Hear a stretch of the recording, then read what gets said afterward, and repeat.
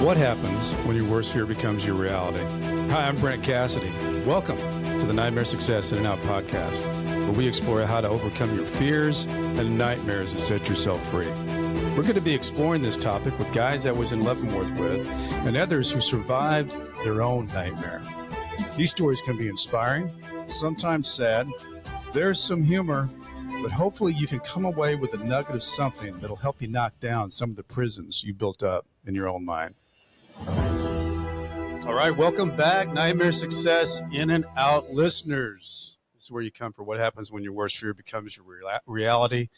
How do you adapt, survive, overcome, set yourself free? Don't forget to follow, subscribe, share, like, comment. All those things help the show. Folks, I am really excited about my guest because he's a guy that I've been following, and I see all the good works he does. I'm honored to have him on the show. It's Dr. William Sansing, and he's a man of all seasons, but it's amazing what kind of things that he's been able to do post-prison. He has over more than 2 decades post-justice involvement as an advocate for people with disabilities, people directly impacted by the legal system, and people with substance use disorders. He received a doctor of philosophy and counselor education, school counseling and guidance services, and sociology from Mississippi State University. He has a book. He's an author also.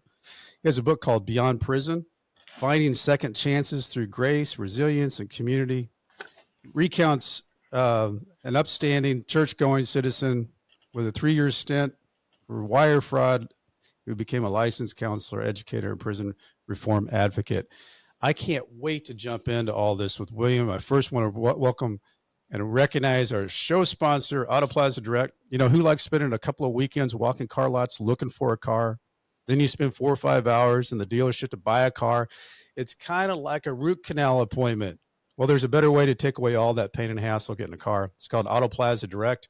They are your personal car concierge. Just tell them the car you want, what you can pay, and they'll go find that car for you, negotiate your best price. They also offer you warranties and financing. It's full service. Go to autoplazadirect.com to get started with your personal car concierge. The new hassle-free way, the car buying experience you deserve. Auto Plaza Direct. Tell them Brent from Nightmare Success sent you. William Sansing, welcome in. Thank you for being here. How are you? I'm great. Thank you for the honor of just having the opportunity to talk and share. And, you know, I have to admit, as you were reading some of that, I'm like, who is this guy he's talking about? Well, I got to tell you, you know, I'm such a big, you know, part of this show is breaking the narrative of, you know, the nightmare success story of, you know, dealing with your worst nightmare. And then I think one of the hardest things that people don't realize when they go through having to go to prison, you know, they go through the embarrassment, the shame, and everything that happens, and you go to prison, but nobody really knows how difficult it is to get back into society. And one of the things I really like about this show, and this goes into 435 prisons across the United States, is that there is hope out there, and people do break narratives. It's hard. It's real hard because you're tattooed from this point forward the rest of your life, but you got to figure out how to do it. And I think that's what's so inspiring about your story is you went through all that and you got out and you found a passion to really help people. But I'm curious, William, where all that came from. What was life like for you growing up as a kid? Oh, gosh, if we step back into that space, I had about as idealistic, stereotypical, laid really good foundations in childhood as you'll find for a guy growing up in the South. I grew up on a pretty large family farm and agricultural business, and and refer to this some in the book. You mentioned that I grew up. I was exposed to a lot of opportunities at a very early age. All my friends worked for our family. We had a lot of activities. We had a livestock farm, and we raised we raised products for feed, and then our family had a small meat processing plant that had a retail outlet, and it wasn't a huge thing, but it was sizable in our community. So, I was connected. I had a lot of good foundational things that, laid a foundation for some outwardly looking in success, even as a young person. You know, So that's interesting because you said did you when you were growing up, William, were you thinking that's something I'm going to do? I'm going to follow into the family business? yeah, really, that's all I knew that life had to offer. Mm-hmm. Now, I did have, what I considered a very traumatic thing that happened as a preteen. My mother was killed in a car accident, That is and dramatic. that kind of changed a lot of things inwardly for me. And I did, even though I am a textbook extrovert, I love people. I draw my energy from people, being around people, and really enjoyed being in the family business. I never really considered doing anything outside of that.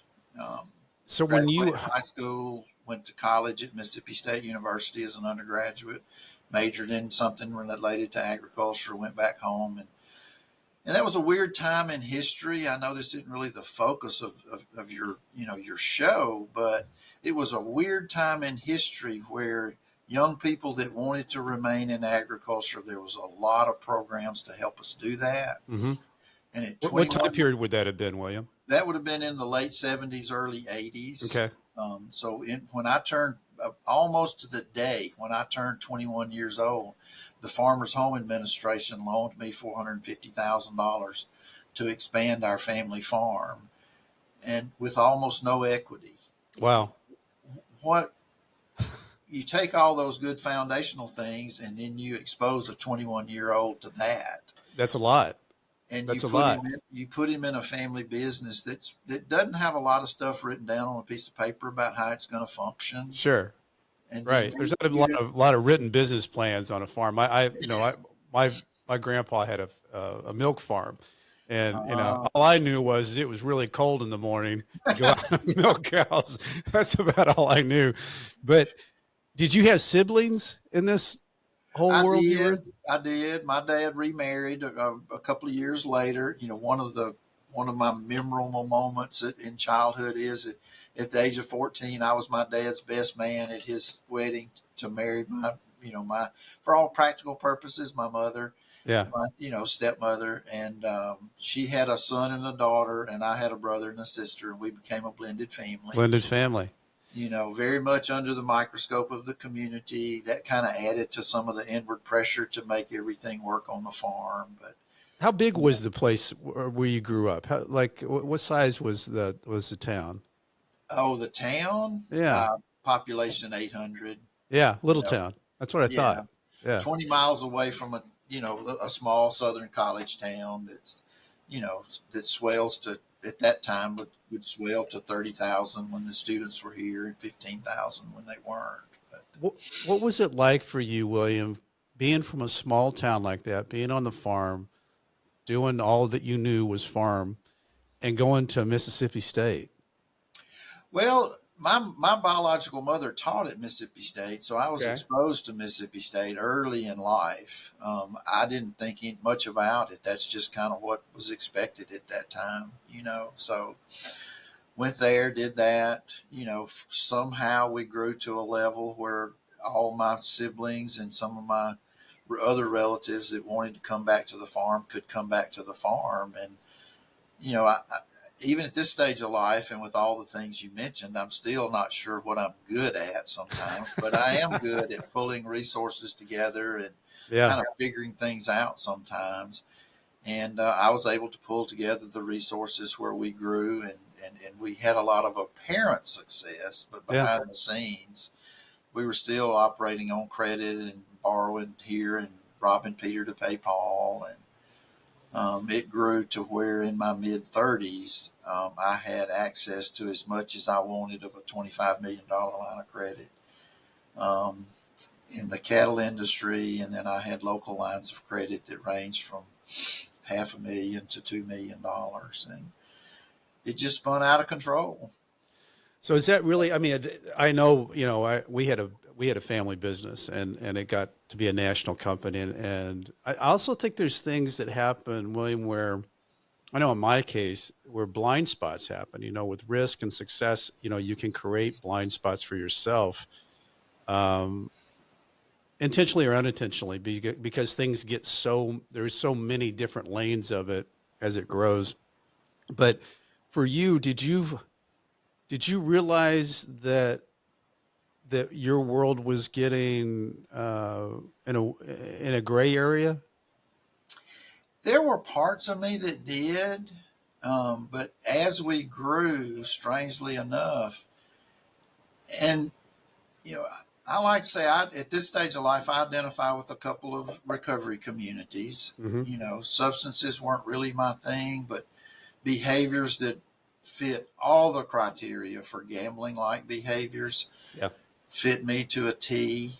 And looking back, I began to isolate more and more and think I can find a solution to this. I can do this. I can leverage this. I can make this work. And the more we grew, the less I communicated with, Mm-hmm. my siblings, my family, even my wife. I just, a little over 30 years ago, when I began to get access to what I consider pretty big time money, Mm-hmm. this is, I guess, the biggest blind spot. I had unlimited money to buy cattle, but I didn't have enough resources to take care of them. So that's where the I, willingness to say, hey, I can dip over here and take some money that's really supposed to go to buy cattle and I can buy other things with it. yeah. And then you spill over into, hey, I'm doing all this. Maybe I deserve a better standard of living than I'm really earning. Yeah. And it just really spun out of control. And somewhere deep inside I kind of got to the place where I kind of hope this thing does blow up. That'll be an easier exit than if I have to say, I can't do this anymore. Y'all gonna have to figure it out. Well, that is interesting. So your thought is this is getting to be I'm so isolated, so stressed. I know what's going on. I don't know how long I can keep this juggling act going. It'd be just better if it just explodes. Yeah, I mean Is that that what was it for happened? me. Pardon? Is that what happened? Yeah, yeah. In December of 1995, I came to a place where I knew this was not sustainable. And I did at that point say, and strangely enough, and maybe this is part of denial, maybe this is part of addiction. Yeah. I still thought everything would be okay. Yeah. We were extremely diversified, extremely for a family farm business. We were very vertically integrated, Mm-hmm. and we had a lot of pieces that were sustainable for generations. And I thought this will be okay. And the family farm did survive. I mean, Yeah. my brothers came up with some ideas to keep things going, and now arguably they have one of the best, most ideal farming enterprises in North Mississippi. That's great. Well, I'm curious, when your nightmare happened that you knew that it was all coming down, was it a knock on the door? How did it happen because everybody's got a different story. Well, I mean, the truth is, and to be honest, I haven't stepped back into those details in a long time. But the company I was doing business with was headquartered in northeastern Colorado, and they merged with another company, and they did a head by head count of all the livestock inventory, and they showed up one day and said, we're going to start riding around and we're going to count cattle. Mm. And over a couple of days, it was like, wait a minute, things are out of control here. What's This doesn't going add on? up. And then I was, and then I, and I had been dealing with some depression and things like that, with just isolating and Yeah. denial, all those behaviors that go with any type of addiction. And I was kind of given the option. I think you need to go to some type of treatment program for a period of time, or the sheriff can come get you and take you somewhere to reflect on this. And so that's a pretty easy choice to say, I think I'll go to a 28-day type program. And part of your show, as I'm understanding it, is to talk about the nightmare of these experiences, and then how do we find hope after? Sure. And the day it became known, and this, I think I described this pretty well in the book. Um, the day it became known, I didn't think there was anything after that. Hmm. In that moment, I had lost all hope. Yep. And Which is dangerous when you lose hope. oh yes, and interestingly enough, my wife, um, she had a 35-year career at Mississippi State, and she was at work, and I called her and I said, "Look, some things have happened. You know, um, I, I'm not going to be here when you get home this afternoon. You know where all the important papers are. I love you. You'll be okay. But I don't have anything to offer any longer." And I went out in the woods with a gun and had a gun to my head and was ready to pull the trigger. Hmm. And I heard a voice as plain as day. You know, I saw an image that kind of was like my mother. And I'm not saying that's what I saw. I'm just saying that's what I heard. Maybe it Hmm. was my brain, playing tricks. I got no real explanation for that. But I heard a voice as plain as day say, "You can't do this. I've got too much work for you to do. You need to get your butt up, dust your britches off, go in the house, and there's going to be a better way." Hmm. And I remember in that moment, kind of resolving myself to, I don't know what the future holds, but I'm going to go in a different direction. And whatever it takes to stay in that direction, I'm willing to take those steps. And, you mentioned, some of the things that I've seemingly accomplished over the last 28, 30 years, depending on when you start the clock. Hmm. I got no explanation for a single one of those things. I have, Well, I have not said, I think I understand though, William, because I was I was in the exact same position, and took the exact same steps. I didn't have a gun. I went to the car and was gonna either go run into a tree or let the car run. I think something happens when somebody hits that moment in their life, and a lot of people don't. Thank God. But there's only two ways to go. Mhm. You roll up in a fetal position, or you just start stepping out. But I think the difference is with the step out is that you've decided you're stepping away from that victim idea to a survivor idea. And that makes you even feel different. I think I know by the time I got to my place at Leavenworth, I had already experienced that I was, no matter what happened, I was going to survive it. And I think that's what you're talking about is whatever was you decided that day as you got back to the house, it was just going to be different. You're whatever Mhm. happened going forward, you were going to step through it. Mhm. And I think that's something, I don't know what that is, that intangible thing is to grab on. There's the book of or the movie Ordinary People, where the one son holds on to the boat and the other son lets go.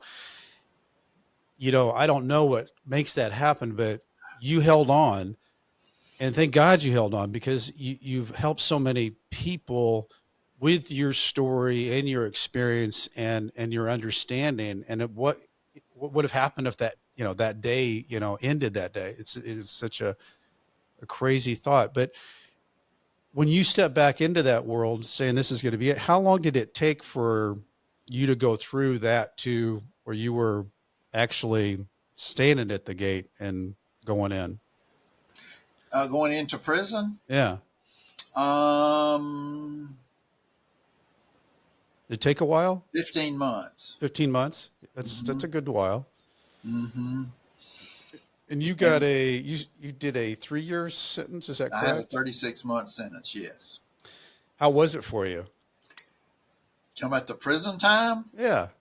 for me, and the idea of what it was like for me has shaped a lot of the things I've tried to do. Um, Given where I was largely mentally, Hmm. I needed that time to reset. And even my wife, who, you talk about making conscious choices, Hmm. she made a conscious choice for us to stay together through this. Which is huge. Yes. And a lot of people make a different choice. Right. And that's okay. One thing I've learned is that, you know, if people make a choice toward recovery, whatever that means, Hmm. I just believe the forces of the universe will honor that. So even if my wife had made a different choice, I think given the choices we made carried us both in a different direction. So, but you ask, how was it for me? Yeah. And even as painful as it is, my wife will say, and we're looking for ways to tell our story together at this stage of life. Yeah. Because of her position, she's been less willing to step out there Mm-hmm. up until now, but she's retired, so we're looking for that. But she will say, I needed that time to heal. So for me, and this, to I guess to try to answer your question completely, they promised me a low level security institution, Mm-hmm. which a lot of us white collar folks get to go to, even Right. to start out. But for reasons I still have never gotten an answer to, they sent me to Atlanta Penitentiary Complex to start. Wow, William. I did not know that about your story. Yeah. I didn't So read that, that. yes. Okay. So, I learned something new. yes, Wow. that was like, and if you've watched the movie Shawshank Redemption, I felt Yeah. like my first night there was very much like Andy's first night in Shawshank. Yeah. And really, I didn't get my designation until a few days before I was supposed to self surrender. Which the idea of self surrender to me is like so many of the things that seem like disconnects and like, okay, you've told me I've got to be removed from society, Right. but you're going to trust me to go home and 30 days later show up where you Right. tell Here me I to am. show up. That makes perfect sense. But anyway, so as it worked out, our accountant's son was a probation officer. So I called him, I think the Wednesday or Thursday before I was supposed to self surrender, and said, Stephen, they hadn't told me where to go. I said, where do I go? And he said, well, give me a minute, Mr. William, and let me see what I can find out. And he looks up and he says, well, I don't understand this, but this says for you to self surrender to the Atlanta Penitentiary. Oh, man. And I'm like, wow. And so I show up there that day and at receiving, and I do give a kind of a detailed, recount of this in the In the book, book. that the guy says, we ain't got no Sansing on the list for today. And I said, well, I tell you what, I'll I'll go go home. home. When you get it figured out, I'll come back. And he says, people don't show up here looking for the local McDonald's. Come on in. Come We'll on figure in. it out, and we'll get you where you're supposed to be at some point in the future, And so I go in and know very little. And my first night was pretty dramatic. A fight broke out. Somebody was 10 days away from going home, and over a card game, somebody shanks somebody else. They lock us down. I'm scared to death. Mm-hmm. And and actually a black man larger than me comes by and says, I'm from the Christian community and we're going to take care of you until you learn how to take care of yourself. Wow. And I don't know if it's because I was obviously the whitest guy in the in the pod or in the area or in the dorm, that they knew, hey, this guy He needs needs some some. help. He doesn't look like he's been here before. Yeah. So, and this gets ahead of ourselves, but, I've kind of learned over the years how to, and I wish there was a better word for this, leverage the fact that when I step in a room, I know I'm one of the last people folks think, hey, that guy's been to prison. Yeah. I wish we didn't have those stereotypes. I wish we didn't have those labels. Mm-hmm. My standard answer usually is, yeah, I bet you don't think I have any tattoos either. And then they say, yeah, you'd be right. And I say, well, you'd be wrong. Let me tell you my tattoo stories. So, but anyway, back to, so it was, those weeks in Atlanta weren't what I expected, but No. that community did. I remember thinking when that gentleman said that, and I know people could hear that story and think, golly, that could have gone a lot worse. We see on TV these, and that's true. It could Sure. have.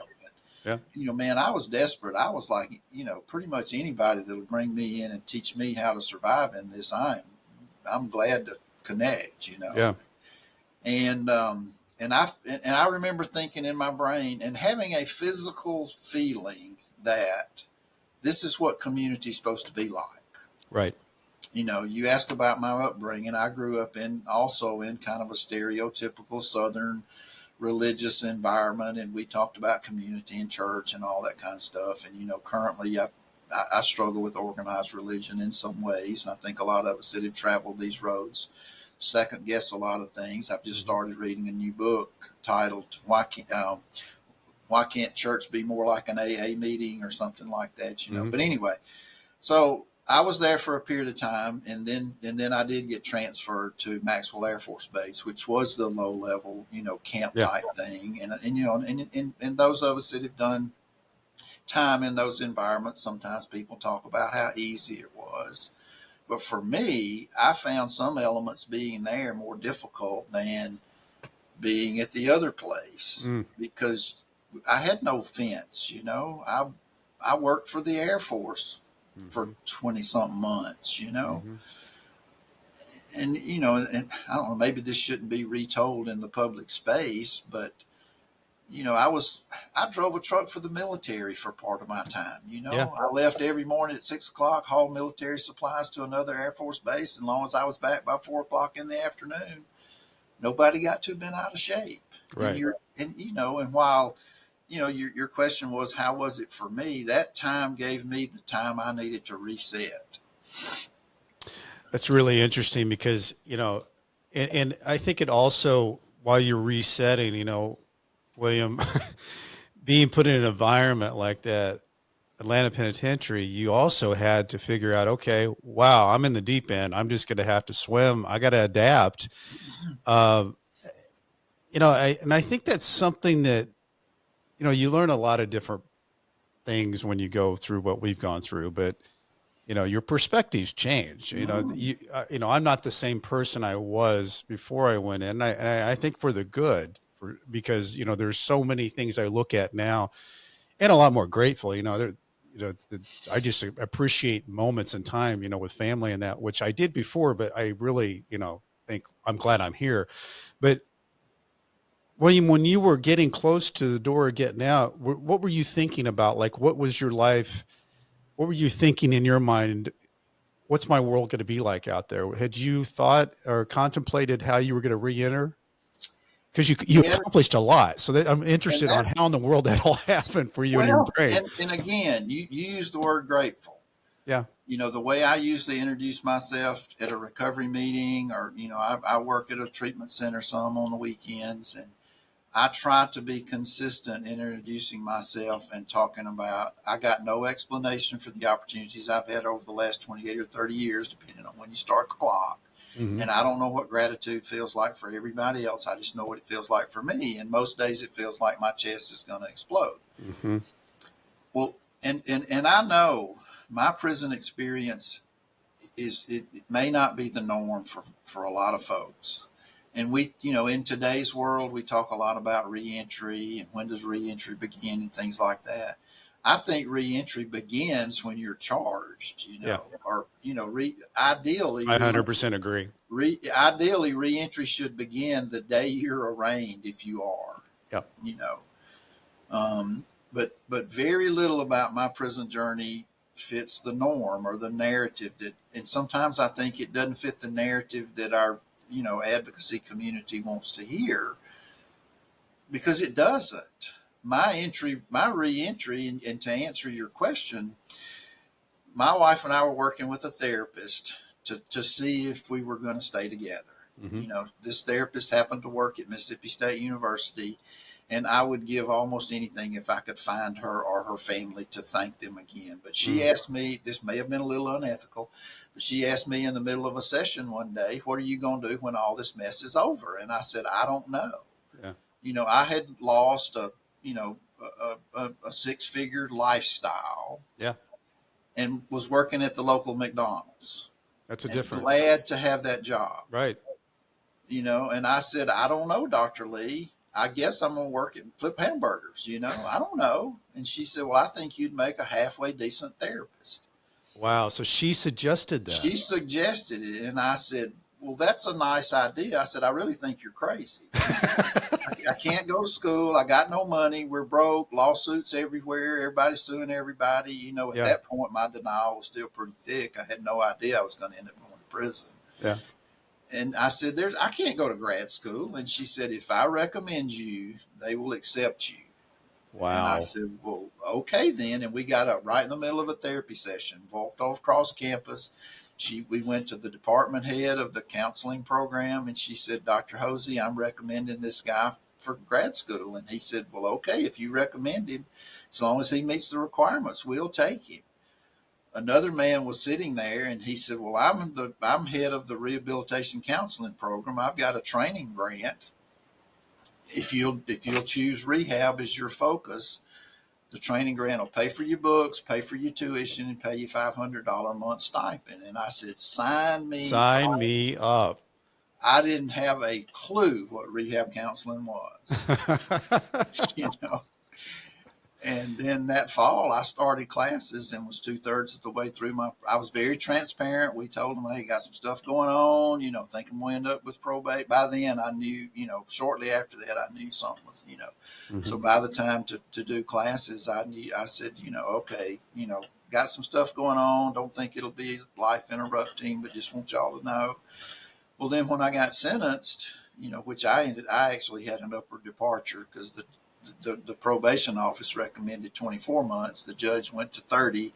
And then because we objected to that, he gave me an upward departure because I should have taken better care of There my you family, go. which is true. Yeah. But it was like in the moment, like, what in the hell is going What on? just happened?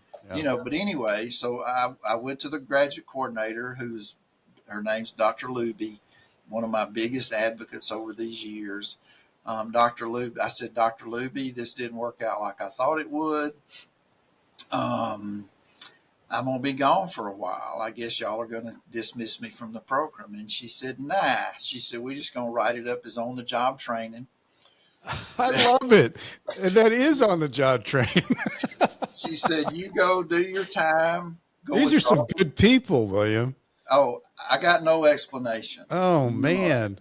I know it doesn't fit the narrative, but so I withdrew from my classes, went home, got my affairs in order, went and did my time, and came back and really picked up right where I was. And when I graduated, they found me a job on campus. I worked at Mississippi State for 12 years. That's the only reason that I was able to do what really was a dual PhD program, which again was not planned. It's just like if you work there, you can take some classes for free. And some friends said, okay. So that's where I worked in disability policy research and program evaluation. And I think it's fascinating, and I think there's something to you being so, you can't help, William, but I know when we talked on the phone, you're so open and vulnerable just to just lay it out there. But I think there's something to that when people, when they have that, whatever that is, that thing you have, they want to help. And, it's leading with it instead of hiding it. And you're so, here's who I am. Here's what's happening. And I talk to people a lot because of this show that call me and say, I'm getting ready to go in or this or that, or I got out. And one of the things I say to them is that it's going to be hard no matter what, but get really comfortable with your story, because you need to own your story so that you can tell it, so somebody else doesn't tell it for you. There'll be all kinds of people that can Google or whatever, but when you go to a job or you do whatever, be able to tell your story, because I'm sure you have a story that is you. And I think there's a nugget of wisdom there, William, that you probably aren't even, because you are who you are. But I'm sure when those people were sitting there thinking, this is a guy, I can see him helping people just because I can feel that vibe. And you were so open with what was going on that person just walked you over and there you were. That's crazy. Yeah. I love it. I love that story. What you're saying is hard for me to step into, but you're not the first person that's told me that. Like I told you, I've worked for the last 6 years at arguably the largest residential drug and alcohol treatment program in Mississippi. Mm-hmm. And the nurses have told me before, said, there is a different energy on campus when you work on a Sunday and when you don't. Mm-hmm. you can just walk up to a tense situation and it immediately de-escalates. And Mm-hmm. I don't understand that. I just know as long as I can, I'm gonna keep stepping into whatever. Keep stepping in, and maybe we could clone William, but Well, I don't know that we need to do that. so William, all this was going on, and I know you've been on numerous boards and president of this and that. Where you are now, are and you know, with your wife, and is everything, because I feel like you're following your passion of what you like doing, and would there be anything that you'd change in this weird, strange Wow. environment of how this all happened? I really wouldn't. You know, that, you know, not to step too much in a faith mindset or anything, but telling stories seemed to work for a guy that lived about 2,000 years ago. So I think we learn best, we connect through stories. So you saying that reminds me of a story. Mm-hmm.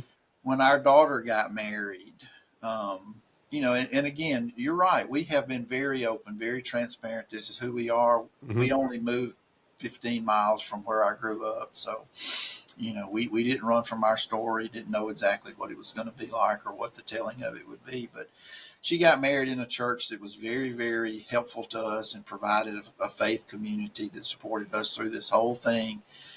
And one of my best friends, I overheard him saying, he was saying, our daughter's named Jessica. And he said, man, Jessica was such a pretty bride. Said, this is a sweet wedding, and all the emotions that come with it. But he said, don't you wish she hadn't had to go through what she did when her dad went to prison? Mm-hmm. And we're close enough friends, I could say. How old would she have been when you went to prison?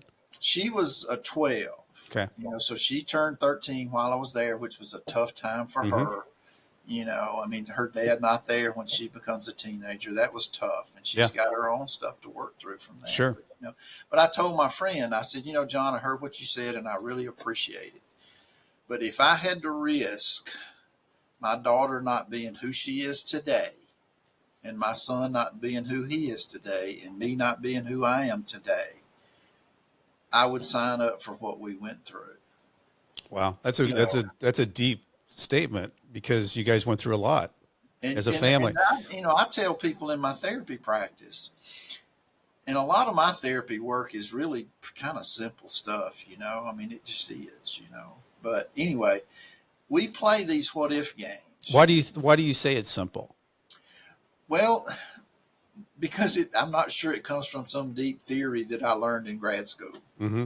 Which that's another topic. But I struggled with theories in sociology and counseling because I was a non-traditional student, had a lot of life. And then after you come back from prison, you do see life different, Sure. It's like, oh, how does this theory fit with just practical stuff? But I tell people we play what if games. What if I'd have made this choice, or what if I'd have made this, or what if I'd have done this? And I tell a story about my wife. I told you my wife has an identical twin sister, and they fit a lot of the stereotypes with twins.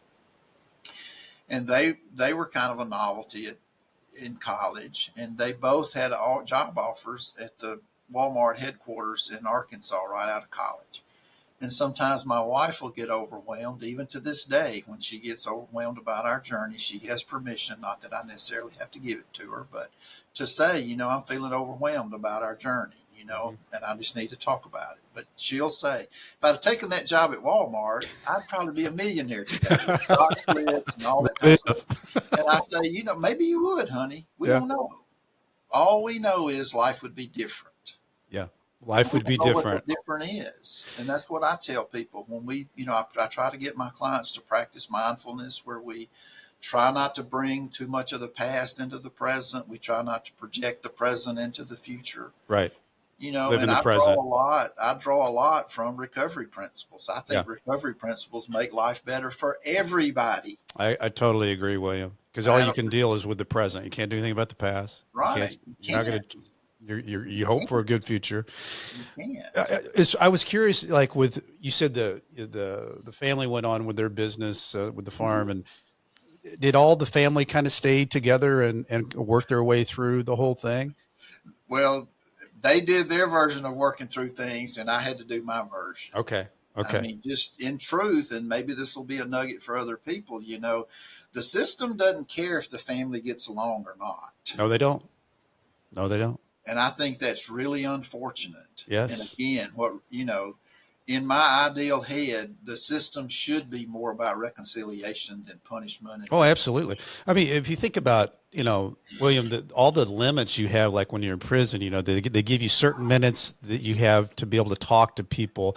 You have so many minutes a month. You got each federal, it was 5 cents a minute to type, but all those things, it was really limiting. Then I had, my wife would come every weekend. It was a 4.5 hour drive, but they would limit how much time they could visit. You Mm-hmm. only had some, and they counted, 1 hour as 2 points. And it was all in on a limiting thing, where I always thought to myself, how crazy is that? If we should be pushing as many family members as we can to stay Yes. connected. And it's exactly the opposite. It doesn't make any sense whatsoever. Well, to answer your question, since it was a family business, and I've heard different tales of this, probably won't ever know the full truth and don't have to know. But I'm told that, the people that really wanted me to experience punishment became afraid that I was getting so much support. We got to let the judge know the full impact of this guy's choices. So my family, my mom and dad, and my grandparents, and my brothers, and my brother-in-laws, were asked to write victim impact statements, Wow. and that's where the extra 6 months came from. Now, Wow. now they say they were kind of tricked into doing that, which I don't doubt, and it's not something we've had to go back and rehash. Yeah. I don't have to know. Yeah. They made the best choices they knew to make to survive. Yeah. I mean, everybody went to bed one day thinking everything was fine, woke up the next day, Life and changed. all hell broke loose. Right. So to answer your question, yes, they went on, and another part of our community stepped in to help them survive. That's So, really interesting. but, th- But go ahead, William. I didn't but mean to that cut you off. did create a lot of tension, Well, I'm sure. and then I've Family learned, business is tough anyway. I grew up in a family business. So yeah, it's tough. it's always about who's the lead singer. It's like, the Bee Gees or the Fleetwood Mac or the Beatles, like who gets to sing the lead song. It's a funny thing to be in a family business. I want to ask you another a question, but before we do that, I want to recognize the White Collar Support Group. Both William and I are very familiar with the White Collar Support Group. Nightmare Success Podcast is sponsored by the White Collar Support Group, the world's first support group devoted to people navigating the white collar criminal justice system. I'm a member of the White Collar Support Group, and I can tell you this is a bunch of people who help each other through the criminal justice journey for free. Whether you're just starting your journey or you've made it through to the other side, this is a great space for you. You can join us on Zoom Mondays, 7 p.m. Eastern Time, 4 p.m. Pacific. For information, go to prisonist.org. That's prisonist.org. Start here.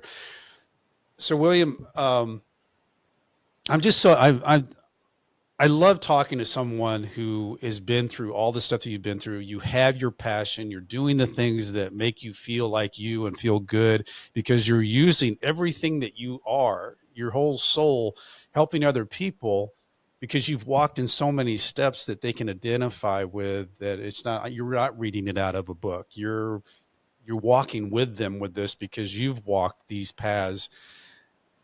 If you think about it, for the listeners out there, what do you think is your greatest takeaway through all this that you've experienced? That no matter what you are experiencing in life, there is a community somewhere that can help support you through it. Wow, that's a great takeaway. You know, I, the experience in prison where someone said, "I'm from the Christian community. We're going to Yeah. support you." I got an opportunity to do some work in northern Uganda with females who had been trafficked or kidnapped as children and trained as guerrilla soldiers, and I wondered, how can these women heal from this? And I always struggle telling this story because I'm afraid, especially females, will think I'm grading trauma, and I'm not. That's not my intent. Everybody's trauma is their trauma. Mm-hmm. How it affected you, how your body holds that trauma is what you've got to work through. At the same time, these young women had experienced traumas that most of us, as hard as our prison experience may have been, it does not equal what these women had been through. And I found some of the happiest, most resilient, most joyful people I've ever been around, because they were part of a judgment and shame-free community where they could talk about whatever they needed to talk about, and nobody was going to throw them under the bus. And to me, that is the key. That was my motivation to write the book. Just begin to get those thoughts out there. Now, you did ask me a question earlier that I want to be sure to look back to about how navigating this we get comfortable with our stories. Yes. And I don't remember in the moment exactly how you ask it, but I want to be sure that your listeners hear this. Part of me dealing with my story, as comfortable as I say I am, part of that tension never goes away. Last fall, I stumbled into an opportunity. I retired from higher ed in 2020. Last fall, I had an opportunity to step back into higher ed, and I have an online position, and it has been as great of a tension as I've experienced since I left prison. How do I let my new colleagues, which we have a faculty of about 70 or so, how do I let them know who I really am versus what I think their expectations are? Because it's really hard when you are new faculty, and then the next faculty meeting, people say, okay, who's accomplished something this week? And you just released your book, Beyond Prison, Finding Second Chances. That's right. Grace community, and you're like, I don't think I'm going to tell everybody that I just released a book, But what I have found is I've trusted the forces of the universe to bring those relationships that are necessary. I've probably shared now with probably 20% of my colleagues, and nobody has rejected me. I'm really glad you brought that up, because I think that's probably one of the biggest things that I get asked about, William, from people who have gotten out. How do I talk about it? Like, if I'm at my kids' soccer game and they don't know so much, I mean, where do I fit that in? All these things. And what you just said there, you kind of let it roll. You find your moments and places and things that you can share, and then it gets there. And another part of that is I have had a lot of apparent successes. And if you told me 30 years ago my wife would be at a place where we can retire reasonably comfortably financially, I never would have believed it. Right. I get to choose how, where, when I tell my story. Some of our friends on this journey, they don't have that freedom. No, they've got to tell it the next job interview to try to get. People that don't look like you and I don't have that freedom. And that's another thing, and something else I would suggest people do that are on this journey is, and this is borrowing from Brene Brown's work. If you or any of your listeners are familiar with Brene Brown, I'm a big Brene Brown fan. You don't have to be around me long in my counseling work to know that.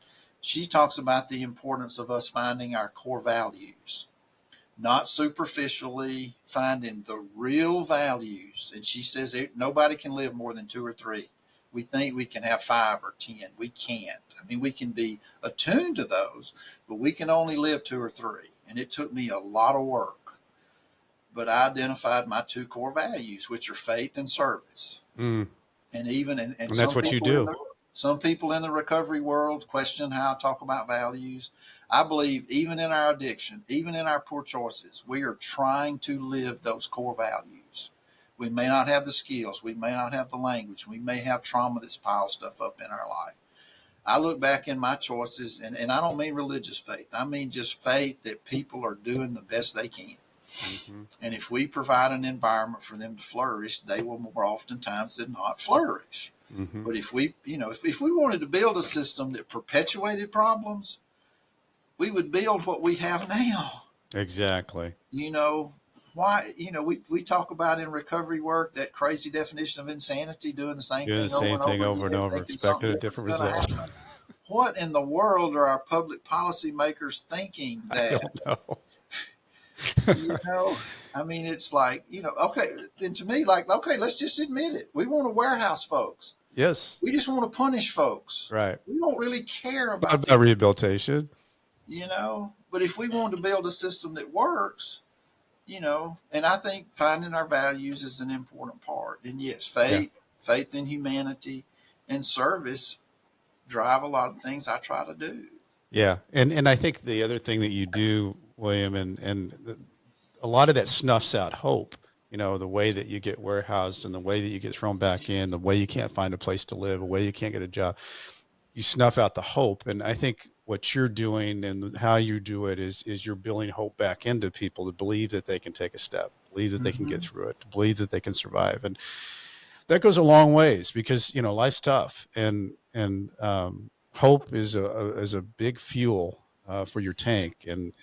But getting back to you is, I think the reason why you're so effective with it is that people believe you because you have the way about you, but you also have the experience. And I think that's a perfect combination to be able to do things. And which leads me to, everybody ought to get his book, Beyond Prison, Finding Second Chances Through Grace, Resilience, and Community. And my gosh, isn't he talked about that on this show? I mean, I can't wait to I told William before I got on, after I got reading everything, I went and purchased the book. I can't wait to jump into it because I think you're fascinating, William. I think your dedication to service and what you're doing is making such an impactful difference. And you've been doing it for years. So I hope you have the fuel to keep going because it's an important thing.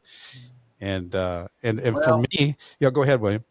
no, I had a pretty detailed physical the other day, and one of my doctors said, "Well, I don't see any reason you can't keep doing what you are doing now for another 10 years." He said, "Now, I don't know why you'd want to, but I love I it. don't We got see, another 10 years booked in with William. I don't By the see any, doctor's note. I don't see any medical reason you can't keep doing it. Maybe an emotional or mental health reason." I love it. I want to talk, speaking of grateful, Homestead Financial lets me use this podcast and all the fancy equipment here. I'm so thankful for that. Anybody who's got home mortgage needs, it's Greg Afdiev. He knows all that stuff. He can help you out. My book's out there, Nightmare Success. Go to it, Amazon. Like I said, the likes and the subscriptions and that. If you got any time, I know it's a hassle, but go to Apple, leave a review. It puts it's a show on Sarah's. Want to know anything about me? It's BrentCassidy.com. I spell it wrong. It's with a TY, not a DY. As I used to say when I was writing my emails back and forth from prison, stay strong. I'll do the same. Dr. William Sansing, thank you so much for being here today. So much Well, appreciated. thank you so much for the opportunity. And I think many of the things you said toward me, you can say about yourself. Well, I appreciate that, William. That means a lot coming from you. You know, I Nightmare Success, in and out.